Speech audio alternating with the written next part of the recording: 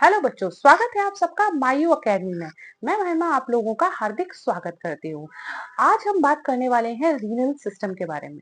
जैसे renal system को हम क्या बोलते हैं, इसके अलावा नेफ्रॉन्स, इफरेंट, एफरेंट, ग्लोमेरुलस और बहुत सारी हम बातें करेंगे। तो चलिए शुरू करते हैं। First of all welcome to Mayu academy. और आज मैं बात करने वाली हूँ रीनल सिस्टम के बारे में। तो आज जितना हो सकेगा उतना रीनल सिस्टम हम कवर अप करेंगे। आइए हम विदाउट किसी देरी के शुरू करते हैं। रीनल सिस्टम होता क्या है और रीनल सिस्टम के क्या क्या नाम है, थोड़ा सा जूम इन कर देती हूँ ताकि आपको समझ में आए।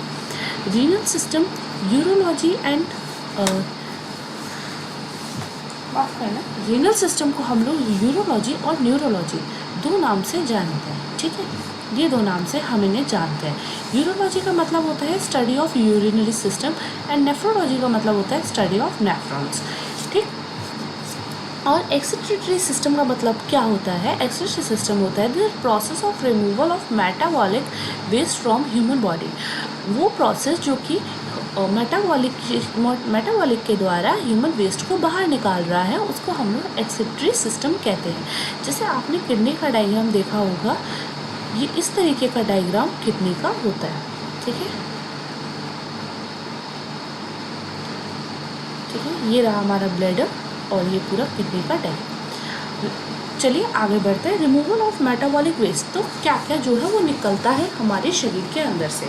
सबसे बड़ी चीज़ GIT, gastrointestinal tract, respiratory, skin और रीनल सिस्टम। GIT से निकलता है स्टूल, रेस्पिरेटरी सिस्टम से निकलता है CO2, स्किन से निकलता है स्वेट। स्वेट माने आपको पता होगा, स्वेट मतलब होता है पसीना। ठीक है, रीनल सिस्टम, अब ये बताओ रीनल सिस्टम से क्या क्या एक्सक्रीटरी हो रहा है। रीनल सिस्टम से निकल रही है urine, uric acid, creatinine, urea और यूरिनोजन। और इसके अलावा जो भी आप ड्रग्स वगैरह ले रहे हैं ना, और जो जितना यूज़ होता है, जितनी ज़रूरत होती है उतना तो यूज़ हो जाता है। जो यूज़ नहीं हो पा रहा वो सारा मेटाबॉलिक वेस्ट कहाँ जा रहा है? ड्रग्स के द्वारा यूरिन के थ्रू निकल जा रहा है। ठीक है, अब बात करते हैं रेफरल प्रोटीन की। रेफरल प्रोटीन कौन सा होता है? रेफरल प्रोटीन यानी कि फर्स्ट रेफरल प्रोटीन क्या रहता है? फर्स्ट रेफरल प्रोटीन होता है एग। ठीक है, नेट प्रोटीन यूटिलाइजेशन कितना यूटिलाइज किया जाता है? 96% यूटिलाइज हो जाता है। सेकंड, अगर आपको कोई सबसे पहले प्रोटीन खाने के लिए बोले तो आप लोग क्या करोगे? एग पे टिक लगाओगे। इसके अलावा अगर वो नॉन वेजिटेरियन है, बंदा नॉन वेजिटेरियन नहीं है, तो आप लोग क्या लोगे? मिल्क लोगे। ठीक है, NPU, और NPU में 86% बेस्ट सोर्स ऑफ क्या रहेगा? कैल्शियम। बेस्ट सोर्स क्या रहता है इसका? कैल्शियम। ठीक है, क्योंकि मिल्क के अंदर क्या प्रेजेंट होता है? मिल्क के अंदर प्रेजेंट होता है कैल्शियम। इतनी बात आपको समझ में आ गई होगी। दोबारा से बता देती हूँ। देखो, रीनल सिस्टम को, रीनल का नाम ही क्या होता है? रीनल का ही नाम क्या होता है? किडनी होता है। रीनल को ही हम लोग क्या बोलते हैं? रीनल को ही हम लोग किडनी के नाम से जानते हैं। ठीक है, रीनल को हम लोग किडनी के नाम से जानते हैं, और रीनल सिस्टम को ही हम लोग यूरोलॉजी या नेफ्रोलॉजी बोलते हैं। यूरोलॉजी या नेफ्रोलॉजी बोलते हैं। ठीक है, ये वाली बातें मैंने आपको बता दी हैं। ये रही बात आपकी अभी तक की। इसके अलावा इसकी अगर समरी को देखो तो यूरोलॉजी का मतलब study of urinary system, nephrology का मतलब study of urine, excretory system, removal of metabolic waste from human body, और stool, CO2, sweat, urine, uric acid, और ये सारी बातें इस पेज की समरी है। अब इसके अलावा यूरिनरी सिस्टम के बारे में अब हम पढ़ लेते हैं। यूरिनरी सिस्टम होता क्या है? यूरिनरी सिस्टम के जो मेन पार्ट्स हैं वो वन पेयर ऑफ किडनी। देखो, वन पेयर ऑफ किडनी का क्या मतलब है? वन पेयर ऑफ किडनी का मतलब है 2 किडनीज, 2। ये देखो, एक ये रही और एक ये रही, तो कितनी किडनीज हो गई? 2 kidney. One pair of ureter, ureter कितने हैं? 2। एक ये रहे और एक ये रहे, तो कुल मिला के कितने हो गए? 2। यूरिनरी ब्लैडर कितना है? ये रहा यूरिनरी ब्लैडर, ये एक है, और यूरेथ्रा कितना हो गया? 1। तो ये पूरा पार्ट है। अब इसको देखो, ये तो सबको ही बनाना आता होगा। दो पेयर ऑफ किडनी नहीं, only one pair of kidney, यानी कि वन पेयर ऑफ किडनी का मतलब होता है एक किडनी। क्विक फैक्ट्स बात जान लेते हैं। Kidney filter waste from blood, ureters carry urine to the bladder, bladder stores urine, urethra help to the urine removal. Urethra क्या हेल्प करती है? यूरिन को रिमूव करने के अंदर काम आती है। फिर से समझा देती हूँ। किडनी का काम होता है फिल्टर वेस्ट ब्लड को फिल्टर करना। यूरेटर क्या करता है? यूरेटर जो ये यूरेटर है, ये इसका काम क्या होता है? ये जो यूरेटर है, ये जो यूरेटर ये वाला जो पार्ट है ना, ये केवल यहाँ क्या होता है ना कि हमारी जो यूरिन होती है ना, यहाँ से पास आउट होती है, कैरी करके रखता है। ब्लैडर, ये जो ब्लैडर है ये हमारी यूरिन को स्टोर करता है, और यूरेथ्रा से जो है वो किडनी माफ़ करना यूरिन रिमूव होती है। किडनी के बारे में थोड़ी और जानकारी बता देती हूँ। दो होती है। मीजोटर्मल इसका ऑरिजिन है। लोकेटेड कैसे होती है? T12 से L3 जोन तक। ये जैसे कि ये बनाया गया है एक्चुअली हाँ देखो, ये T1 शुरू होती है, T2, T3, T4, T5, T6 ऐसे करके T12, L1, L2, L3, L4, L5 ऐसे करके बनाया जाता है। तो ये कहाँ से शुरू होती है? T12 से लेकर L3 तक, यानी कि यहाँ पर क्या प्रेजेंट है? यहाँ पर प्रेजेंट है आपकी किडनी। यहाँ पर क्या प्रेजेंट है? किडनी प्रेजेंट है। ठीक है। किडनी किस तरीके का ऑरिजिन होता है? किडनी एक रेट्रोपेरिटल ऑर्गन होता है। रेट्रोपेरिटल ऑर्गन होता क्या है? जैसे देखिए ये बनाया है रेट्रोपेरिटल ऑर्गन। ये देखो, ये एक बालक है, ठीक है।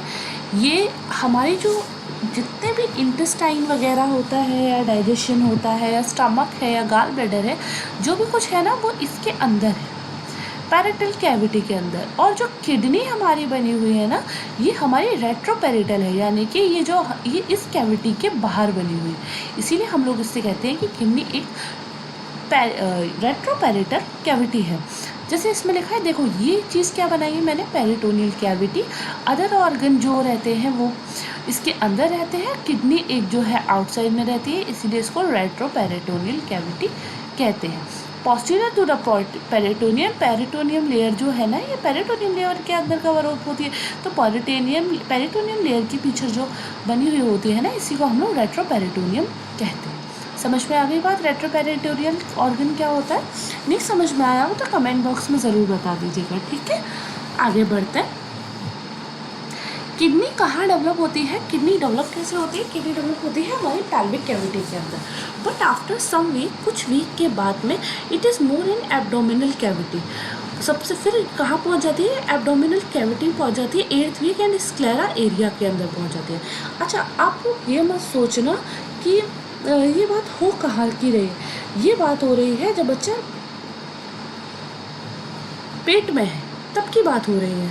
तो जो बच्चा है, देखो जैसे पहले तो बच्चे जो है वो एब्डोमिनल कैविटी के अंदर थी, उसके बाद नीचे खिसक के पैल्विक कैविटी के अंदर आ जाती है। कौन सी वीक में आ जाती है? 8th वीक के अंदर आ जाती है। Initially in pelvic cavity, later moves into the abdominal cavity. गलत लिख गया है ये, मेरे को लगता है इनिशियली सही लिखा है एक्चुअली, सॉरी माफ़ करना मेरे को, मैं थोड़ा समझ नहीं पा रही थी, क्योंकि ये जो है ना, ये एक तरीके का बनाया हुआ है और मेरे द्वारा इसे बनाया नहीं है, हमारे एडिटर साहब बनाते हैं एक्चुअली इसको। मेरे पास इतना टाइम नहीं होता है कि मैं इसको बनाऊँ।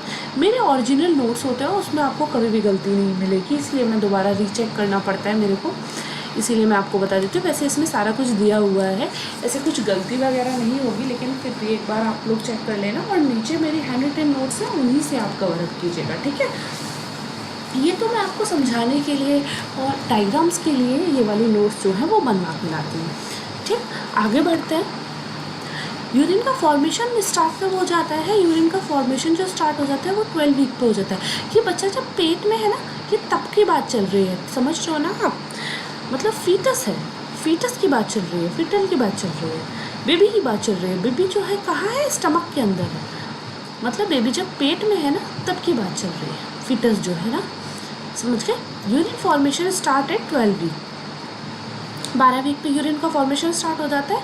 Right kidney slightly lower than left kidney, right kidney जो है वो थोड़ी सी नीचे होती है लेफ्ट किडनी के। किसकी वजह से? क्योंकि किडनी के ऊपर क्या प्रेजेंट है?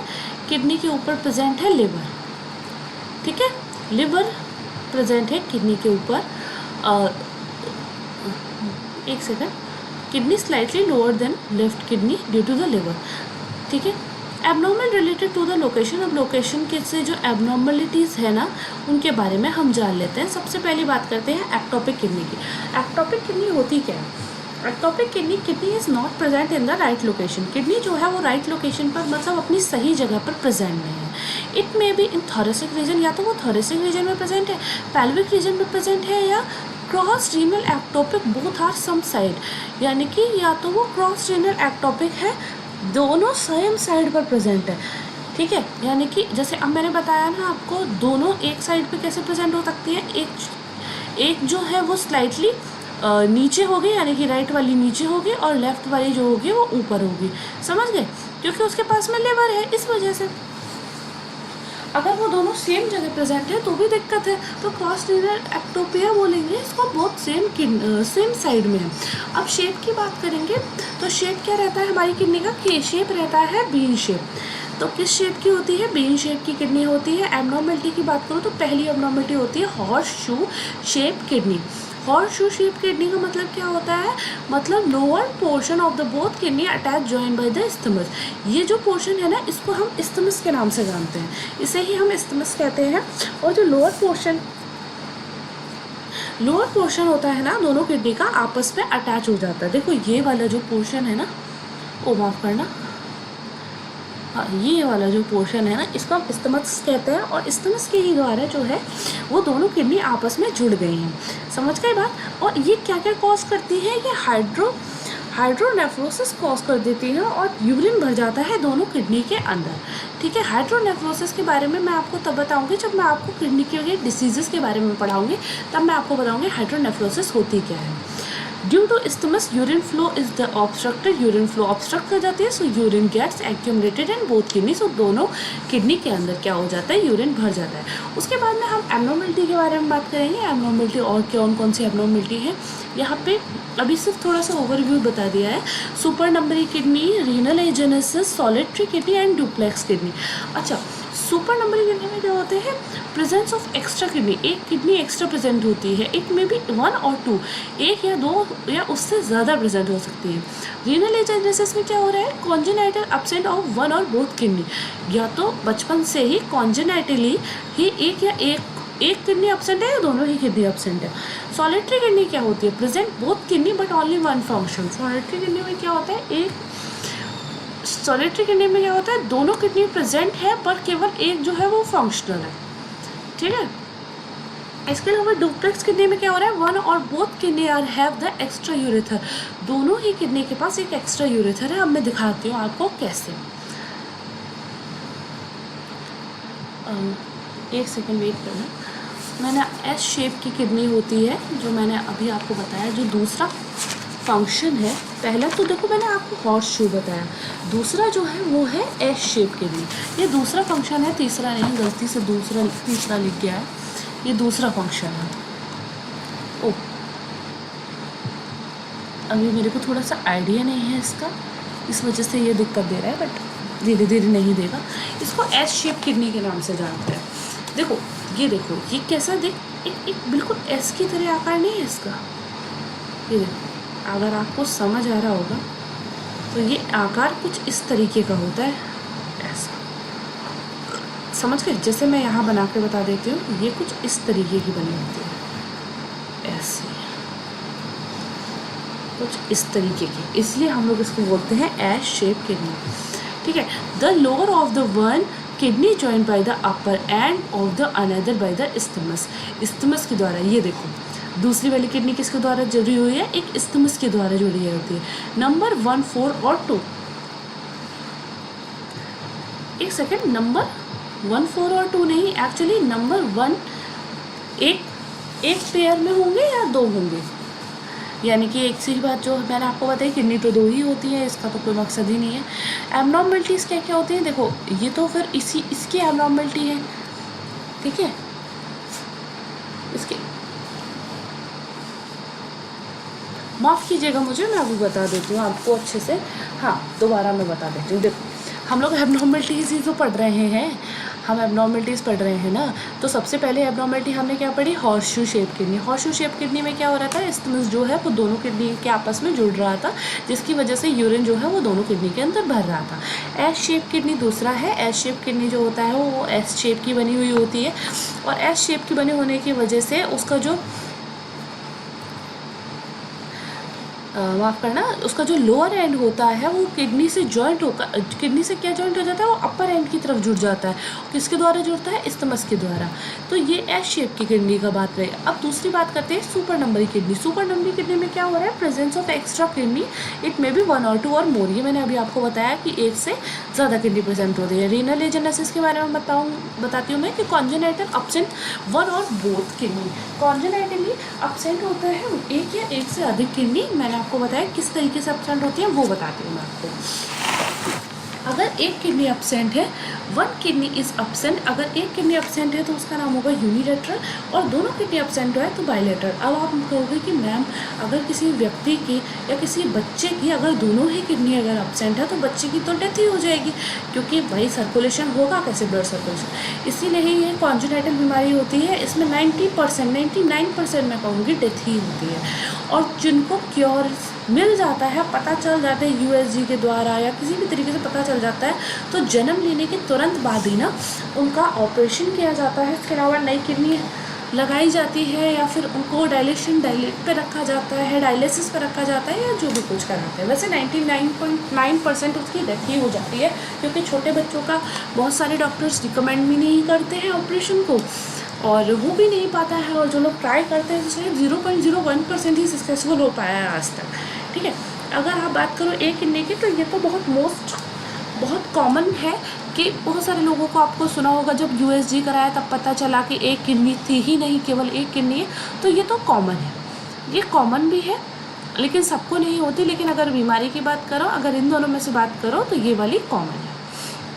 ठीक है, इसके अलावा सॉलिटरी किडनी क्या होती है, जो जिसमें दोनों किडनी प्रेजेंट होती है, लेकिन केवल एक फंक्शनल होती है। लेकिन एक अगर फंक्शनल होगी तो ये भी खतरनाक रहती है, इसीलिए दूसरे को कभी भी रिमूव करा दे तो ही अच्छा होगा, क्योंकि अगर ये काम नहीं कर रही तो स्पेस ही बढ़ा रही है हमारी बॉडी का, लेकिन स्पेस तो बढ़ा रही है। इसके अलावा फंक्शनल नहीं है, तो कभी इसमें बाई चांस ट्यूमर का फॉर्मेशन हो गया तो ये फंक्शनल हो जाएगी और हमें बाद में दिक्कत पैदा करने लगेगी, इसलिए इसको रिमूव कराना ही सही रहता है। 1 kidney does the work and the work of both kidney, ये तो गलत है, ये सब कुछ नहीं है, आप हैंड रिटन नोट से पढ़िएगा। उसके बाद आता है ड्यूप्लेट किडनी। ड्यूप्लेट किडनी में क्या होता है, 1 और both kidney have the extra ureter. देखो एक तो यूरेटर ये रहा हमारे पास, तो एक पेयर में यूरेटर होता है ना, 4 तो नहीं होते। यहाँ पे कितने, 1 नंबर, 2 ही number, 3 number and then 4 number, इतने सारे यूरेटर रखे हम क्या करेंगे, तो इसीलिए इसको बोलते हैं ड्यूप्लेसर किडनी। ठीक है, ये पूरा वही मैंने आपको बताया था जो थोड़ी देर पहले, वही सारी बातें हैं। ठीक है, साइज़ की बात कर लेते हैं। साइज़ की बात अगर करें, किडनी के साइज़ की बात हो रही है यहाँ पे, तो L into B into thickness, T for thickness, तो क्या होगा इसका, L into B into T equal to, L का मतलब 11, यानी कि 11 सेंटीमीटर लंबी, वजन में 6 ग्राम और 3 सेंटीमीटर मोटी। ठीक है, 2.5 से 3 सेंटीमीटर मोटी होती है, 2.5 से 3.5 सेंटीमीटर होती है, लेकिन आप 11 इंटू 6 इंटू 3 लिख सकते हैं। वजन की बात करो तो 120 से 170 ग्राम वजन होता है। लेकिन यहाँ अच्छा, ये तो थिकनेस है, इसकी मोटाई बताइए, इसमें बताया वज़न, ये है वेट। और वेट और थिकनेस में अंतर तो मालूम है ना आप लोगों को, थिकनेस के बारे में बात हो रही है, समझ रहे हो ना आप लोग। ठीक है, देखो वजन का मतलब होता है किसी चीज़ को नापना, वेट मीन्स नापना, वेट का मतलब होता है नापना। ठीक है, और थिकनेस का मतलब होता है मोटाई। ठीक है, समझ में आ गई होगी बात। 150 ग्राम की किडनी होती है, समझ गए बात। तो जैसे इसमें मैंने दिखाया है करके कि इतनी मोटाई है और वज़न इतना है, लेकिन मोटाई कितनी है, इतनी 2.5 से 3.5 centimetre. Renal hyperplasia, renal hypoplasia और रीनल डिस्प्लेसिया, अरे इसको क्यों छोड़ दिया, ये भी इसी का पार्ट है भाई, ये भी नोट में ही है, ये नोट के द्वारा नोट डालिएगा और ये लिख लीजिएगा। देखो ये नोट्स बहुत काम की चीज़ हैं, ये ज़रूर बनाइएगा आप, बहुत ज़्यादा इम्पॉर्टेंट है। लेकिन आप लोग पीडीएफ के द्वारा भी पढ़ सकते हैं। पीडीएफ लेने के लिए आप हमारे टेलीग्राम चैनल को ज्वाइन कीजिएगा। हमारे टेलीग्राम चैनल का लिंक डिस्क्रिप्शन बॉक्स में दिया हुआ है। माई अकेडमी को सब्सक्राइब और फॉलो ज़रूर करें, ठीक है। और अब मैं आपको बताती हूँ रीनल हाइपरप्लेसिया होता क्या है। साइज़ बढ़ जाना किडनी का ही रीनल हाइपरप्लेसिया कहलाता है। रीनल हाइपोप्लेसिया क्या होता है? Decrease size in kidney. और मोस्ट कॉमन साइज जो हो जाता है वो छोटा हो जाए तो फिर हाइपोप्लेसिया, और बड़ा हो जाए तो हाइपरप्लेसिया। और ज़्यादातर जो ये चीज़ हो रही है वो पेडियाट्रिक मतलब छोटे बच्चों के अंदर ज़्यादातर दिखाई देती है। उसी की वजह से रीनल फेलियर हो जाता है, यानी कि जिसे हम लोग आम भाषा में किडनी फेल बोलते हैं। रीनल डिस्प्लेसिया क्या होता है? किडनी का साइज़ तो इसमें नॉर्मल है, पर क्या होता है ना, इंटरनल स्ट्रक्चर डेवलप नहीं होता। मतलब साइज़ नॉर्मल है लेकिन अंदर का जो अंदर के पार्ट्स जो है ना, डीसीटी, पीसीटी, न्यूरॉन्स वगैरह, वो डेवलप नहीं है। उसको रीनल डिस्प्लेसिया कहते हैं। अब इंटरनल स्ट्रक्चर की भी बात कर लेते हैं किडनी के अंदर। तो दो तरीके की होती है, एक एक्सटर्नल स्ट्रक्चर और एक होता है इंटरनल स्ट्रक्चर। एक्सटर्नल स्ट्रक्चर में तीन चीज़ें आती हैं। ये देखो, इसको काट देना, केवल हम स्ट्रक्चर ऑफ किडनी के बारे में बात कर रहे हैं, ये नहीं, ठीक है। स्ट्रक्चर ऑफ किडनी दो तरीके की होती है, एक्सटर्नल एंड देन इंटरनल। तो रीनल फेसिया पहली, मिडिल लेयर दूसरी यानी कि एडिपोस, और तीसरा नंबर रीनल कैप्सुलरिस या capsule. Renal cortex 1, renal medulla and then renal sinus, ठीक है। रीनल फेसिया क्या होता है? आउटर लेयर सबसे बाहर की लेयर है, अटैच हो जाती है पेरिटोनियम वॉल पर, फिब्रस टिश्यू की बनी हुई होती है। मिडिल लेयर में क्या होता है? Made up of adipose tissue की बनी होती है, मेड अप ऑफ फैट की बनी होती है, just below the renal fascia के पीछे होती है। इनर लेयर सबसे अंदर की लेयर होती है, मेम्ब्रेनस लेयर होती है, और जो कि कॉर्टेक्स से कनेक्ट होती है। अब इसका डायग्राम समझिए। अच्छा ठीक है, ये देखिए, ये की पॉइंट इसमें लिखे हुए हैं। हाइपरप्लेसिया साइज़ का बढ़ना, हाइपोप्लेसिया कम हो जाना पेडियाट्रिक के अंदर दिखाई देता है। और इसके अलावा मैंने आपको बताया था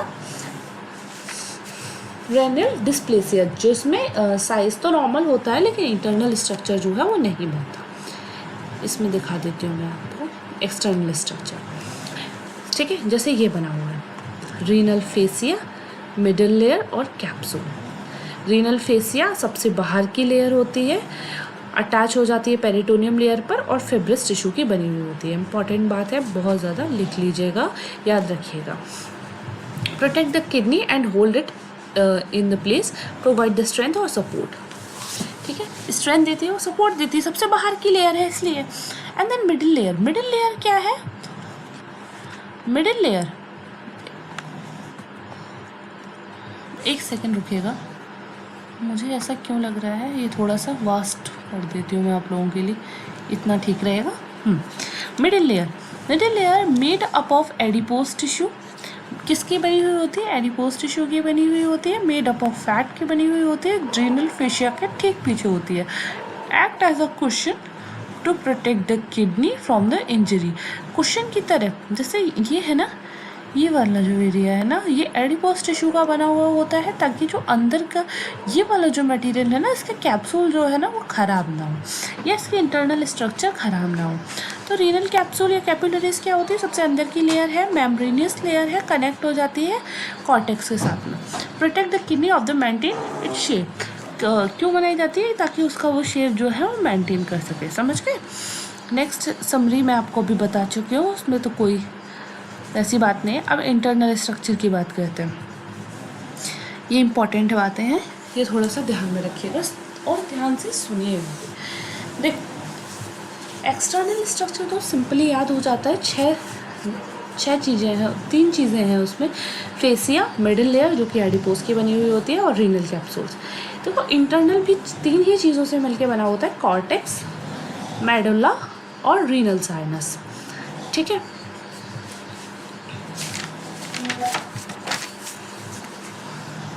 एक सेकंड वेट करना मेरा, ठीक है। हाँ, बता देती हूँ मैं आपको क्या है इसके अंदर, ठीक है। ऐसा करती हूँ, मैं आप लोगों के लिए बना देती हूँ तो आपके लिए फ़ायदा रहेगा। ब्लैंक पेपर है लेके आई थी मैं अपने साथ में। वेट करिए, ये सब आज ही पढ़ाएंगे, आज ही पूरा कवर करेंगे, JGA तक पढ़ाएंगे। ये देखिए, ये रहे सारे मेरे नोट्स। अच्छी हैंड राइटिंग में भी हैं, थोड़ा बहुत मैनेज कर लीजिएगा अगर राइटिंग जिसको नहीं अच्छी लग रही हो तो, लेकिन मेरे हिसाब से मेरे राइटिंग ठीक ठाक है। I will love my writing. Neurons वगैरह बने हुए हैं, ये सारे जगस्टा मेडुलरिस बनी हुई है। ठीक है, मैं आपको समझाती हूँ रेनल साइनस के बारे में। और पढ़ना, अभी हम रेनल साइनस का पढ़ रहे हैं, हम तो इंटरनल स्ट्रक्चर बता रही हूँ। Kidney, internal structure of kidney. देखो,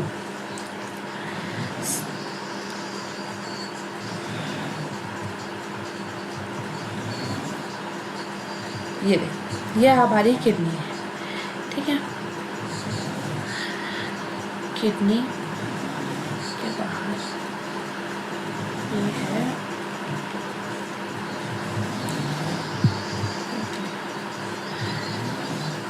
ठीक। कैप्सूल बनाएंगे कि नहीं बनाएंगे? आप पिरामिड बनाएंगे?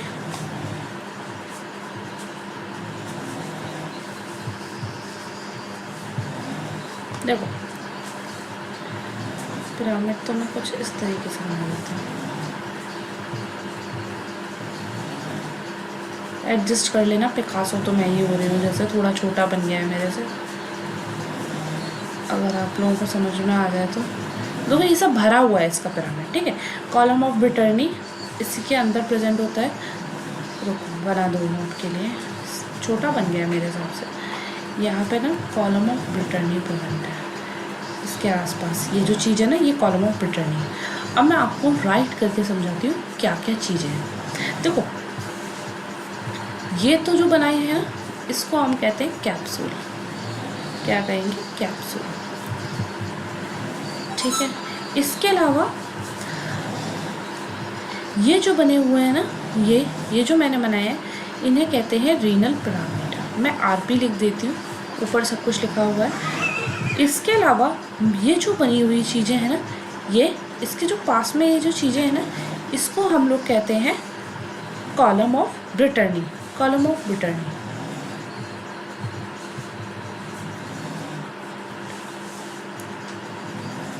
ठीक है। इसके अलावा ये कॉर्टेक्स है, ये मेडुला है, और ये रीनल पिरामिड तो मैंने आपको बता ही दिया है, ठीक है। ये कॉर्टेक्स,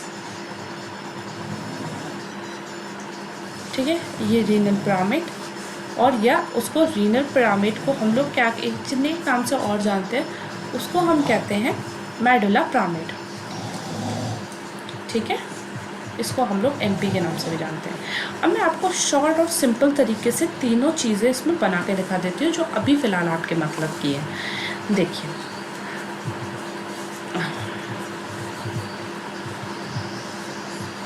एक सेकंड, मेरे को बस एक सेकंड देना, मैं थोड़ा सा नीचे कर लेती हूँ, माफ़ करना।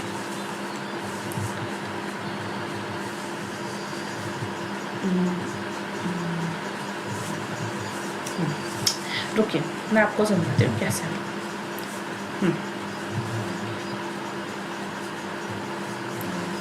ये मैं बना ली मैंने, ओके। मेरी किडनी हो गई है।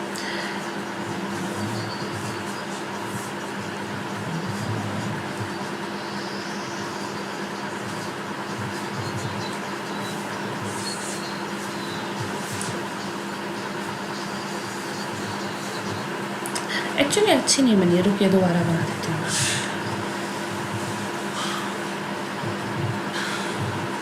ये देखिए, ये वाली, ठीक है, ठीक है।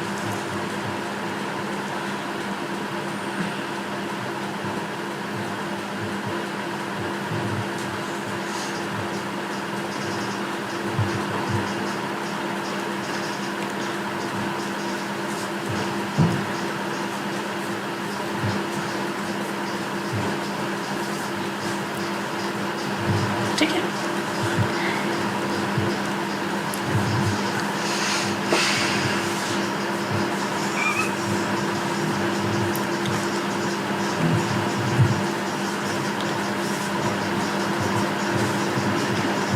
ठीक है। अब मैं आपको समझाती हूँ अच्छे से। देखो, ये जो बना हुआ है ना, इसी को हम लोग क्या कहते हैं, रीनल पिरामिड, या मैंने आपको बताया था इसको हम लोग कहते हैं मेडुलर पिरामिड। दो नाम से इसको जानते हैं, ठीक है।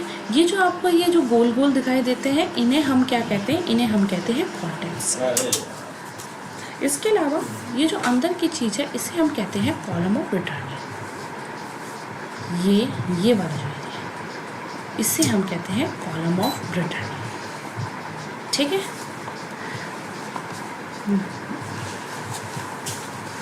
मैं आपको आगे समझाती हूँ थोड़ा।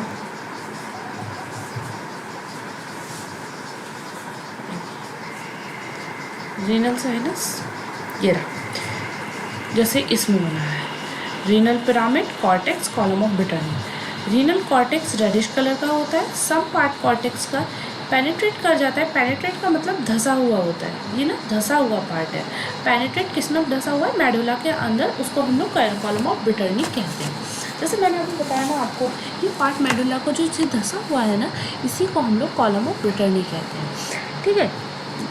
कंटेन क्या क्या भरा हुआ होता है column of, glomerulus, PCT, DCT और बाउमेन कैप्सूल। इसके अलावा रीनल मेडुला के अंदर क्या क्या प्रेजेंट है, कॉर्टेक्स के अंदर क्या क्या प्रेजेंट होता है, पहले ये समझने की कोशिश करो। कॉर्टेक्स रेडिश कलर का होता है, कुछ पार्ट कॉर्टेक्स का पेनिट्रेट कर जाता है मेडुला के अंदर। मेडुला के अंदर कुछ पार्ट जो है वो कॉर्टेक्स का, देखो ये देखो बड़े वाले में देखो कॉर्टेक्स, फिर समझा रही हूँ, सुन लीजिएगा, क्योंकि कुछ बच्चों को समझ नहीं आती रीनल, फिर बार बार उनको डिस्टर्बेंस होती है। देखो हम बात कर रहे हैं कॉर्टेक्स के बारे में, ठीक। कॉर्टेक्स के बारे में बात कर रहे हैं। सबसे बड़ी बात क्या है, कॉर्टेक्स जो है उसके अंदर क्या प्रेजेंट है, ये रेडिश कलर का, मैं कलर चेंज कर देती हूँ आपके लिए, ठीक है। ये जो प्रेजेंट है ये रेडिश कलर का है, देखो ये सब लाल कलर का बनाया हुआ है ना, तो रेडिश कलर का ये सारा प्रेजेंट है। इसके अलावा ये किस चीज़ में धंसा हुआ है, कॉर्टेक्स का पार्ट, कुछ पार्ट पेनिट्रेट करके धंसा हुआ है कॉर्टेक्स के अंदर। ये देखो ये वाला जो पार्ट है, ये देखो कॉर्टेक्स लिखा हुआ है ना, ये धंसे हुए हैं ये पिरामिड कॉर्टेक्स के अंदर। अच्छा ये क्या क्या कंटेन कर रहे हैं, मतलब रीनल कॉर्टेक्स के पास क्या क्या प्रेजेंट है, ग्लोमेरुलस, पीसीटी, डीसीटी और बाउमेन्स कैप्सूल प्रेजेंट है। इनके बारे में हम आगे चर्चा करेंगे, इससे पहले हम रीनल मेडुला के बारे में बता देते हैं। Renal medulla dark red colour का बना हुआ होता है। क्या क्या होता है इसके अंदर, ये इसके अंदर पिरामिड होता है और कंटेन क्या कर रहा है, एलओएच और कलेक्टिंग डर्ट। अभी फ़िलहाल आप समझ लीजिए, फिर आगे मैं बताऊँगी कि कलेक्टिंग डर्ट या एलओएच ये होता क्या है। एलओएच की फुल फॉर्म जान लीजिए तब तक। एलओएच की फुल फॉर्म होती है लूप ऑफ हेनली, और कलेक्टिंग डर्ट क्या कलेक्ट करते हैं, कलेक्ट यूरिन, नेफ्रॉन से यूरिन को कलेक्ट करता है। ये कुछ समरी लिखी हुई है कि इंटरनल स्ट्रक्चर्स में क्या क्या प्रेजेंट है, capsule, columnar of Bertini, cortex, medulla, renal pyramid और major component glomerulus, PCT, DCT, Bowman's capsule, LOH and then collecting duct, ठीक है। These structure together perform the filtration of reabsorption and secretion and excretion of urine. Renal sinus क्या होता है बता देती हूँ। Renal sinus जो होता है उसमें क्या क्या प्रेजेंट रहता है, ये renal pyramid, major calyx, renal pelvis, tubular structure और माइनर कैलिक्स के पास में 3 से 4 माइनर कैलिक्स होते हैं, 4 मेजर कैलिक्स की ट्यूब होती है, और कहाँ खुल जाता है, रीनल पेल्विक के अंदर। और ये जो प्रेजेंट है उसे कहते हैं हम लोग minor calyx plus major calyx plus renal pelvic, तीनों चीज़ को मिलाकर एक चीज़ बनती है जिसे हम लोग रीनल साइनस कहते हैं। कोई समस्या परेशानी नहीं है। देखो माइनर कैलिक्स, मेजर कैलिक्स और रीनल पेल्विक को मिलाकर जो चीज़ बनती है उसको हम रीनल साइनस कहते हैं। ये सिंपल बात है, ठीक। इसके अलावा माइनर कैलिक्स कितने होते हैं काउंटिंग में, 7 से 14, मेजर कैलिक्स होते हैं 3 से 4 और पेल्विक तो हमारे पास एक ही प्रेजेंट है। तो renal sinus contain fat, blood vessel, lymph vessels and nerve fibres. समझ में आई थी। अच्छा अब आपसे कोई पूछे कि रीनल साइनस क्या होता है, रीनल साइनस 3 चीज़ों से मिलकर बना होता है, minor calyx, major calyx and renal pelvis. Minor calyx कितने होते हैं, 7 से 14, मेजर कैलिक्स कितने होते हैं, 3 से 4 और रीनल पेल्विक कितना होता है, 1 पेल्विक होता है, ठीक। आगे बढ़ते हैं, इन सब के बारे में डीपली हम चर्चा करेंगे। अभी मैं थोड़ा सा ओवरव्यू देना चाहती हूँ आपको इस चैप्टर का, ठीक है। नेफ्रॉन के बारे में मैं बताती हूँ, नेफ्रॉन होते क्या है। नेफ्रॉन की स्टडी को हम लोग नेफ्रोनोलॉजी कहते हैं। स्टडी और फंक्शनल यूनिट होती है हमारी किडनी का। एक किडनी के अंदर कितने नेफ्रॉन होते हैं, 1 मिलियन से 1 लाख। ये देखो इंपॉर्टेंट क्वेश्चन है, पूछा गया था पिछली बार, ठीक है। एवरेज 1 से 1.5 मिलियन होता है। फंक्शन की बात करो अगर नेफ्रॉन की, तो फिल्ट्रेशन, रीअब्जॉर्प्शन, सेक्रीशन और एक्सक्रीशन, ये चारों काम कौन करा रहा है? ये दादाजी करा रहे हैं। इन दादाजी का नाम क्या है? इन दादाजी का नाम है नेफ्रॉन। स्ट्रक्चर ऑफ नेफ्रॉन की बात करो तो इसमें देखो दो तरीके के तो प्रेजेंट है, मालपिग्नियन बॉडी और ट्यूबुलर डक्ट। मालपिग्नियन बॉडी क्या होता है? Glomerulus and then Bowman's capsule, आ गई वही वाली बात। और ट्यूबुलर डक्ट में क्या होता है? PCT, DCT, LOH and CD. देखो मैंने अभी थोड़ी देर पहले आपको 2 चीज़ें बताई थी, अगर आपने तब ध्यान दिया हो तो। रीनल कॉर्टेक्स बताया था मैंने आपको कि उसके अंदर क्या क्या प्रेजेंट है? पीसीटी, डीसीटी और बाउमेंस कैप्सूल। यानी कि देखिए जो ट्यूबल डक्ट है, ट्यूबल या डक्ट है, ये क्या है? एक पीसीटी, डीसीटी, इसके अलावा बाउमेंस कैप्सूल। ये वाला जो पार्ट है ना, ये जो 3 पार्ट हैं वो किसके अंदर आएंगे ये बताओ ज़रा मुझे। ये जो 3 पार्ट हैं वो आएंगे रीनल कॉर्टेक्स के अंदर। और रीनल मेडुला के अंदर क्या धसा हुआ है?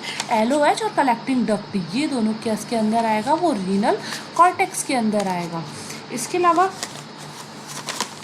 आप मुझे बताओ कि और ग्लोमेरुलस जो है वो, देखो माफ़ करना, ग्लोमेरुलस और बाउमेंस कैप्सूल, इसके अलावा डीसीटी और पीसीटी, ये जो 4 चीज़ें हैं ना, ये तो आपकी किस में आएंगी? कॉर्टेक्स में आएंगी। और जो अंदर की तरफ धसा हुआ है एलओएच और सीडी, ये किसके अंदर आएगा? ये रीनल मेडुला के अंदर आएगा। समझ में आ गई बात? अब आगे आप देखो और डायग्राम के थ्रू मैं आपको समझाती हूँ कि कैसे क्या होता है। ठीक है, रुको समझाती हूँ। ये रहा सारा पूरा डायग्राम। अच्छा मैं बना के आपको समझाती हूँ, रुको, ज़्यादा नहीं है, थोड़ा देर और रुके रहिए मेरे साथ, मैं सब कुछ बता देती हूँ आपको।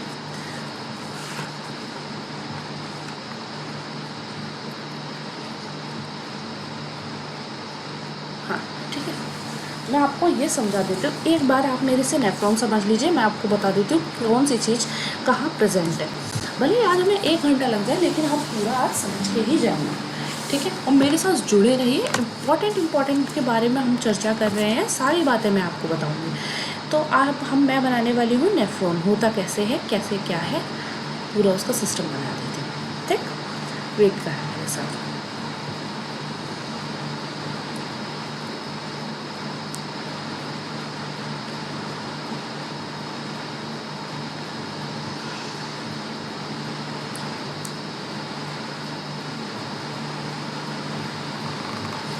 देखो यू शेप का होता है, ठीक है।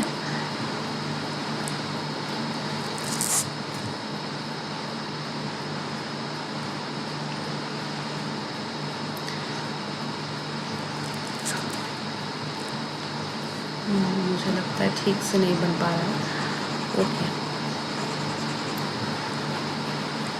मेरा तो मुझे लगता है इसने तो मेरा पेपर भी क्लीन कर दिया।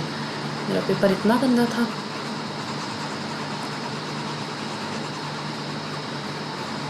क्या ये इरेजर है या वाइटनर है, समझ ही नहीं आ रहा। लिख जाएगा इस पर? नहीं, मेरे लिए भी बहुत ज़्यादा नई चीज़ है ये। एक्चुअली लिख जाएगा, ठीक है।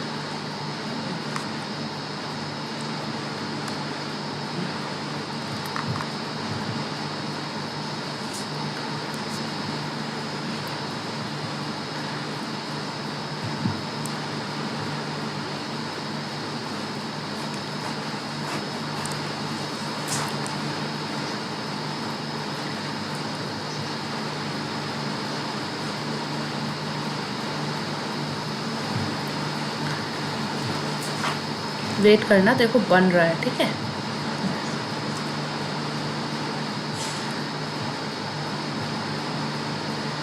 मैं अभी बताती हूँ पूरा क्या चीज़ है क्या चीज़ नहीं है, ठीक है। वेट करो बस मेरे साथ, ठीक है। देखते जाओ कैसे कैसे क्या क्या चीज़ें प्रेजेंट होती। अभी आपको सारा कुछ समझ में आ जाएगा कि मेजर कैलिक्स क्या था, माइनर कैलिक्स मैडम ने क्या बताया, या और जो सारी चीज़ें थी वो सब क्या थी। ये सारी बातें अभी आपको सारी चीज़ें समझ आ जाएंगी। ये बन गया पूरा डायग्राम, ठीक है। ये थोड़ा सा मुझे लगता है सही से नहीं बना है, मैं बना देती हूँ, रुकिए।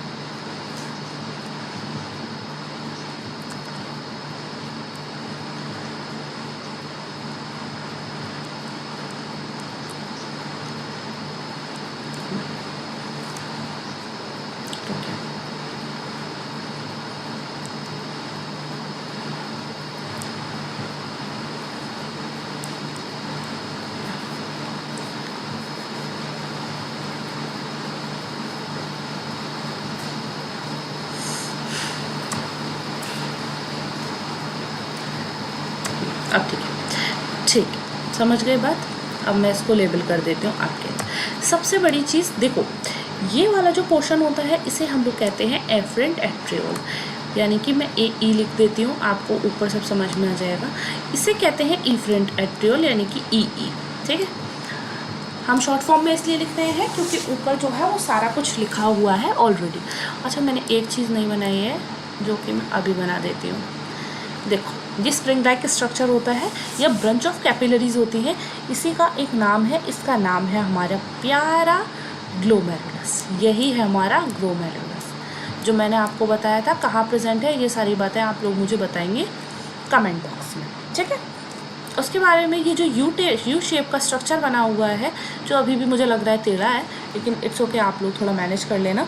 इसका नाम है बाउमेन्स कैप्सूल, ठीक है।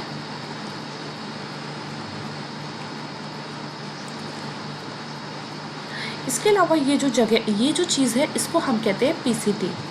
पीसीटी की फुल फॉर्म बताओ, प्रॉक्सिमल कन्वोल्यूटेड ट्यूब्यूल्स।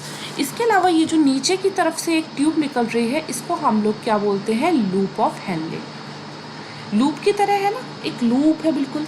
ये जो चीज़, ये जो यहाँ पे लूप ऑफ हेनले के बाद आता है, उसको बोलते हैं हम लोग डीसीटी यानी कि डिस्टल कॉन्वोल्यूटेड ट्यूब्यूल्स। और ये जो बनी हुई है इसको बोलते हैं सीडी, मतलब कलेक्टिंग डक्ट। अब आपको पूरे नेफ्रॉन्स का डायग्राम समझ में आ गया होगा। अब हम चर्चा करते हैं आगे क्या क्या है, ठीक है। ठीक है, यही वाला जो डायग्राम है ना, मैंने देखो कलेक्टिंग डक्ट ऑफ मेलिनी, ये सारी बातें मैंने आपको बता दी हैं। Proximal, glomerulus, bunch of capillaries, afferent, efferent, loop of Henle इसको कहते हैं। ये सारी चीज़ें, इसमें वाटर एब्जॉर्ब होती है, glomerulus, PCT, DCT, loop of Henley and collecting duct. अब हम आगे बढ़ते हैं, ठीक है, आगे बढ़ते हैं। आगे क्या है, नेफ्रॉन के बारे में मैंने बता दिया आपको। फिर मैंने ये बताया ना कॉर्टेक्स में क्या क्या प्रेजेंट है, glomerulus, Bowman's capsule, PCT, DCT, medulla में एलओएच और कलेक्टिंग डक्ट, जैसे कि इसमें दिखाई दे रहा है आपको। देखो ये वाला जो एरिया, इसमें देखो साफ नहीं है,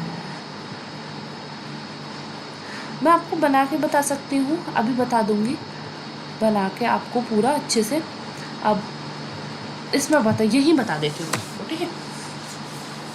देखो पूरा का पूरा ये जो सिस्टम है, जैसे आप इसको ऐसे मान लो, ये यहाँ पे ये चीज़, ठीक है, फिर ये एंड देन उसके बाद में यहाँ पे यू शेप स्ट्रक्चर।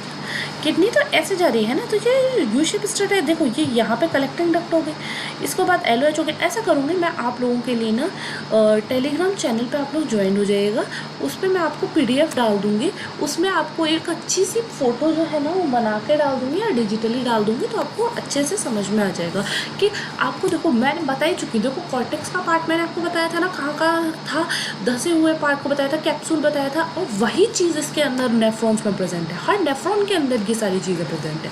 आप बताती हूँ मैं मालपिग्नियन बॉडी क्या होती है।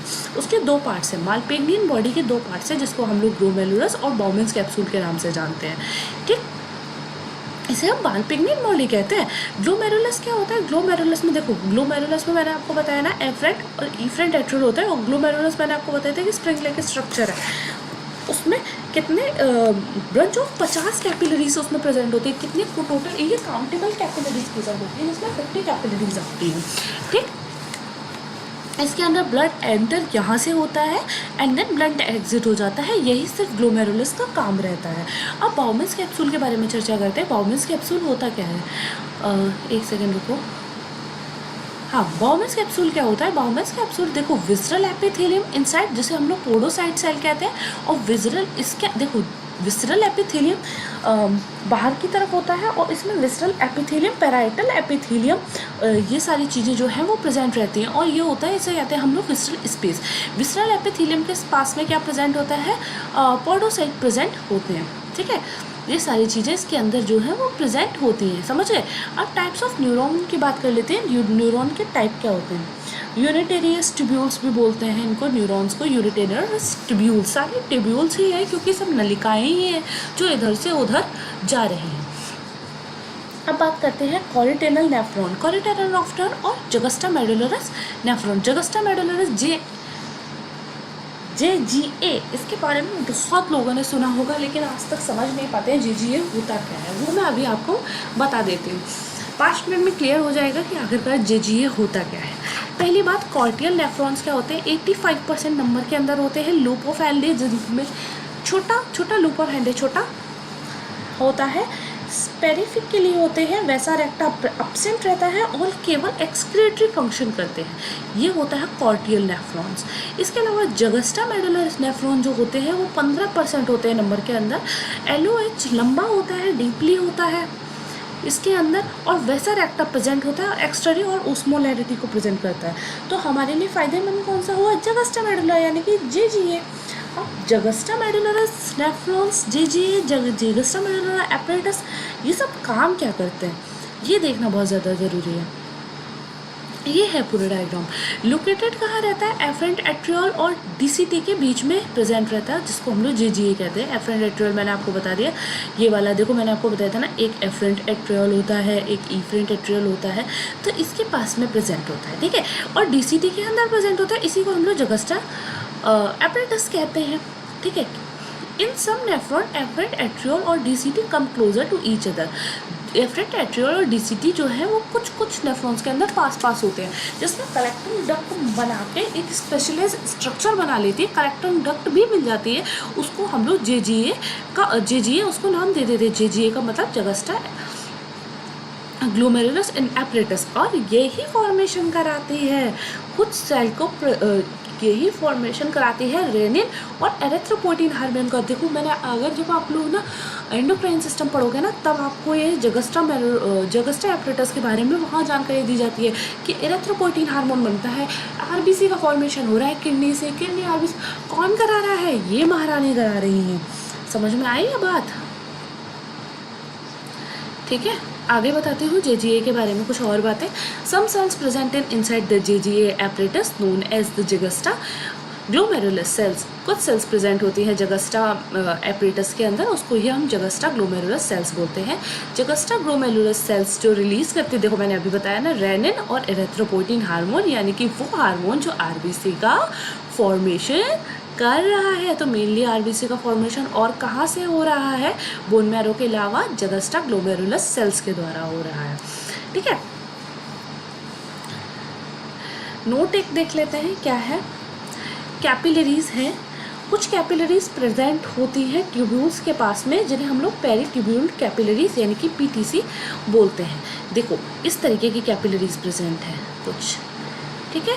ऐसी कैपिलरीज प्रेजेंट होती हैं जिन्हें हम लोग क्या बोलते हैं, PTC यानी कि पेरीट्यूब्यूल कैपिलरीज। कैपिलरीज के अराउंड अगर कैपिलरीज प्रेजेंट है, कोई ट्यूब्यूल प्रेजेंट है, उसे PTC बोलते हैं। ये तो लूप ऑफ हैंडले रहेगा, PCT around the loop of Henle, उसको अगर PCT यानी कि माफ करना, PCT अगर लूप ऑफ हैंडले के आसपास है तो उसको हम नाम क्या देते हैं, उसे ही हम लोग वासा रेक्टा कहते हैं। रोल ऑफ JGA क्या रहता है, रेगुलेट ब्लड प्रेशर को रेगुलेट करना, रेनिन को निकालना और RBC का फॉर्मेशन करना, एरिथ्रोपोइटिन करना। देखो बहुत इंपॉर्टेंट चर्चा है ये, ठीक है। PCT का नाम होता है प्रॉक्सिमल कन्वर्टेड ट्यूब्यूल। ये जो PCT मैंने आपको बताई ना, यही इसी के ऊपर अगर कोई भी ट्यूब्यूल यानी कि PTC नाम का कोई भी चीज़ रहता है, इसी को हम लोग क्या बोलते हैं, इसी को हम लोग वासा रेक्टा कहते हैं। क्विक पॉइंट में जान लेते हैं, रिलीज रेनिन और erythropoietin, PTC around the loop of Henle is called वासा रेक्टा, ठीक है। तो ये वाली बात वासा रेक्टा वाली ध्यान रखना है, ये थोड़ा सा इंपॉर्टेंट पॉइंट है, ठीक है। पहली बात तो यह है, जगस्टा मेडुलरस एपरेटस ही अपने आप में बहुत बड़ा इंपॉर्टेंट टॉपिक है, किडनी ही अपने आप में थोड़ा इंपॉर्टेंट टॉपिक है। इसके अलावा बहुत सारी चीज़ें जो मैंने आपको बता दी, वो सारी बातें मैंने आपको बहुत इंपॉर्टेंट और बहुत खास बातें बताई हैं। इसके अलावा एक चीज़ बता देती हूँ, ये सारा मेरा हैंड रिटन नोट्स रहेगा और मैं आपको एक क्विक रिवीजन करा देती हूँ जो मैंने आज आपको पढ़ाया। वेट करें, मैं आपको 2 मिनट में बता देती हूँ, ठीक है। सबसे पहले मैंने आपको क्या बताया था, सबसे पहले रीनल सिस्टम, यूरोलॉजी, नेफ्रोलॉजी बोलते हैं, इनके बारे में बताया था। यूरिनरी सिस्टम, मेटाबॉलिक वेस्ट कौन कौन निकालता है, GIT, respiratory, skin and then urine, refer protein के बारे में बताया। यूरिनरी सिस्टम के बारे में बताया कि किडनी, यूरेटर, ब्लैडर होते हैं। इसके अलावा रेट्रोपेरिटन कैविटी के बारे में मैंने आपको बताया, यूरिन का formation, ectopic pregnancy, abnormalities, horseshoe shape kidney, S shape kidney, supernumerary, renal agenesis, solitary kidney, duplex kidney. इसके अलावा किडनी की साइज, वेट, रीनल हाइपरप्लेसिया, और डिस्प्लेसिया ये सब क्या होता है, एक्सटर्नल स्ट्रक्चर, इंटरनल स्ट्रक्चर के बारे में बताया। फिर मैंने आपको बताया एक्सटर्नल स्ट्रक्चर में रीनल फेसिया, मिडिल लेयर और रीनल कैप्सुलरिस प्रेजेंट होता है, और एक्सटर्नल स्ट्रक्चर में क्या क्या प्रेजेंट होता है, ये सारी बातें मैंने आपको बताई। फिर मैंने आपको रीनल साइनस के बारे में बताया कि रीनल साइनस 3 चीज़ों से मिलकर बना होता है, माइनर कैलिक्स, मेजर कैलिक्स और रीनल पेल्विक्स से।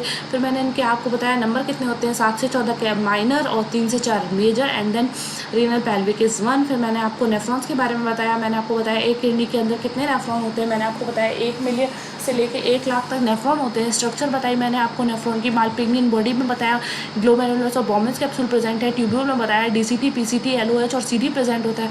फिर मैंने आपको नेफ्रॉन का स्ट्रक्चर पूरा बना के बताया। फिर मैंने आपको ये बताया कि कैसे कैसे किस किस जगह पे आपको सीडी, एलओएच, ग्लोमेरुलस, ये सारी चीज़ें प्रेजेंट हैं। मालपिग्नियन बॉडी के बारे में दोबारा बताया, ग्लोमेरुलस और बॉमेंस कैप्सूल के बारे में बताया, जगस्टा मेडुलोरिस के बारे में बताया, और जगस्टा एपरेटस के बारे में आज मैंने आपको बहुत सारी बातें बता दी हैं। इसके अलावा मैं आपको बताती हूँ कि कल हम क्या पढ़ेंगे। कल हम पढ़ेंगे मैकेनिज्म ऑफ यूरिन फॉर्मेशन के बारे में, तो प्लीज़ हमारे साथ कल ज़रूर से जुड़िएगा। और बातें मैं अभी आपको बताती हूँ। तो बच्चों, इस वीडियो के अंतर्गत हमने चर्चा करी है रीनल सिस्टम के बहुत सारे टॉपिक्स के बारे में, जैसे कि हमने एब्नॉर्मलिटी ऑफ किडनी, किडनी के अंदर के बारे में, जैसे nephrons, efferent, afferent, glomerulus, renal fascia और भी बहुत सारी चीजों के बारे में चर्चा करी है। नेक्स्ट क्लास में हम यूरिन फिल्ट्रेशन के बारे में बात करेंगे। इसके अलावा जिन बच्चों ने मेरे चैनल को सब्सक्राइब नहीं किया है वो तो पहले मेरे चैनल को सब्सक्राइब कर लें। इसके अलावा टेलीग्राम चैनल पर ज्वाइन हो जाइए। मैं देख रही हूँ बहुत सारे बच्चे जो हैं वो मेरी वीडियो देखते हैं, टेलीग्राम चैनल पर जाते हैं, पीडीएफ देखते हैं, पर फॉलो नहीं करते हैं। आप प्लीज ज्वाइन हो जाइए टेलीग्राम चैनल में, वो आपके लिए फायदेमंद ही रहेगा। इसके अलावा आप हमारे व्हाट्सएप ग्रुप में जुड़ सकते हैं। व्हाट्सएप ग्रुप का जो लिंक है वो डिस्क्रिप्शन बॉक्स में दिया हुआ है। आज के लिए इतना ही। बाय बाय बच्चों, जय हिंद, जय भारत।